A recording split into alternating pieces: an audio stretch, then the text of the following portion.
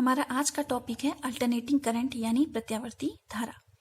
हम जानते हैं करंट दो प्रकार की होती है, डायरेक्ट करंट यानी डीसी, अल्टरनेटिंग करंट यानी एसी। तो हमें अल्टरनेटिंग करंट के बारे में स्टडी करना है। अल्टरनेटिंग करंट वह करंट है जिसका मैग्नीट्यूड यानी परिमाण कंटिन्यूअसली चेंज होता रहता है तथा जिसकी डायरेक्शन पीरियोडिकली चेंज होती है। इन दोनों के बीच के अंतर को यदि हमें समझना है तो हम एक गैल्वेनोमीटर के द्वारा समझ सकते हैं। माना ये हमारे पास एक गैल्वेनोमीटर है। गैल्वेनोमीटर कुछ इस तरह का होता है कि ये 0 है, इधर और भी आपका जितना रेंज इधर और होगा उतना ही रेंज इधर और होगा। माना 30 डिग्री और 30 डिग्री इसकी रेंज है। तो यदि हमें इस गैल्वेनोमीटर के द्वारा डीसी को मेजर करना है तो इसका डिफ्लेक्शन केवल एक दिशा में होगा, या तो इधर होगा या इधर होगा। लेकिन इसी गैल्वेनोमीटर के द्वारा यदि हम एसी को डिटेक्ट करेंगे तो यह कंटिन्यूअसली इधर जाएगा, फिर वापस आएगा, फिर दूसरी डायरेक्शन में जाएगा, फिर वापस आएगा। यानी कि करंट की डायरेक्शन कंटिन्यूअसली चेंज होगी। यदि हमें इस करंट के बारे में ज्यादा डिस्कस करना है तो सबसे पहले हमें इसके सोर्स के बारे में समझना है।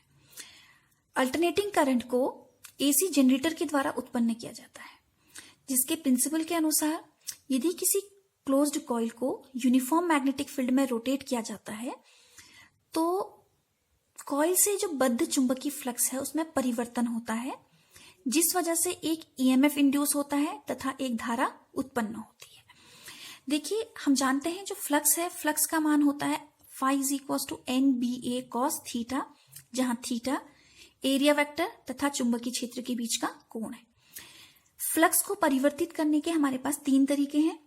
मैग्नेटिक फील्ड को चेंज कर दिया जाए, एरिया वेक्टर को चेंज कर दिया जाए, या थीटा को चेंज कर दिया जाए। एसी जनरेटर में हम थीटा को चेंज करते हैं, यानी कि हम कॉइल को रोटेट कराते हैं। अब कॉइल को रोटेट कराने से थीटा परिवर्तित होता है। तो मानिए कि यह यहां से इधर राइट डायरेक्शन में चुंबकीय क्षेत्र की दिशा है और यह एरिया वेक्टर है। अब यदि हम कॉइल को रोटेट कराएंगे तो उसका एरिया वेक्टर भी रोटेट करेगा। तो माना इनिशियल कंडीशन में एरिया वेक्टर और मैग्नेटिक फील्ड दोनों एक दूसरे के पैरेलल है।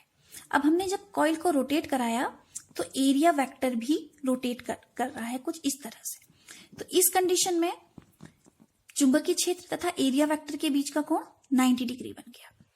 फिर हम इसे और रोटेट कराएंगे कुछ इस तरह से, यानी ये इस कॉइल का हाफ साइकिल कंप्लीट हो चुका है। तो इस कंडीशन में चुंबकीय क्षेत्र तथा एरिया वेक्टर एक दूसरे के एंटी पैरेलल है, यानी इनके बीच का कोण 180 डिग्री है। फिर हम कॉइल को रोटेट कराएंगे तो एरिया वेक्टर की पोजीशन कुछ इस तरह से आएगी, यानी कि यह 270 डिग्री रोटेट करेगा। अब हमको 1 कंप्लीट रोटेशन की बात करनी है तो अब यह कुछ इस तरह की पोजीशन हो गई, यानी कि यह पूरा 360 डिग्री एंगल कोण पर घूम गया। यानी 1 कंप्लीट रोटेशन में, कॉइल के 1 कंप्लीट रोटेशन में एरिया वेक्टर 360 डिग्री घूमता है। तो इसको हम अगर डिवाइड करें तो सबसे पहले हम समझना है, जब थीटा = 0 डिग्री है उस कंडीशन में I = I0 sin 0, यानी कि साइन 0 की वैल्यू होती है 0 तो करंट होगा 0। तो उस कंडीशन में सर्किट में धारा होगी 0। जब अब कॉइल को हमने रोटेट कराना शुरू किया तो एरिया वेक्टर भी इंक्रीज होना शुरू हो गया, इसके बीच का कोण बढ़ना शुरू हो गया, यानी कि थीटा से 90 डिग्री की ओर जा रहा है।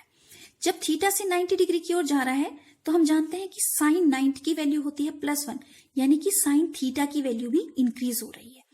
और 90 डिग्री पर साइन थीटा की हमें मैक्सिमम वैल्यू मिलती है, अर्थात करंट की मैक्सिमम वैल्यू हमें 90 डिग्री पर मिलेगी।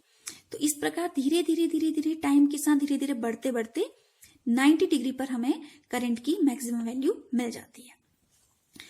अब इस कंडीशन से अब हमने इसको फिर रोटेट करा है, मतलब 90 डिग्री से हम 180 डिग्री ले गए।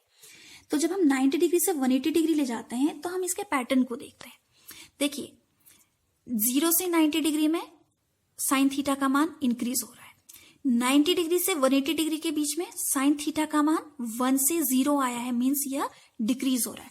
तो इस प्रकार जो I का मान है अब वो धीरे धीरे कम होना शुरू होगा और 180 डिग्री पे, क्योंकि साइन 180 डिग्री की वैल्यू 0 होती है, धारा का मान 0 हो जाएगा।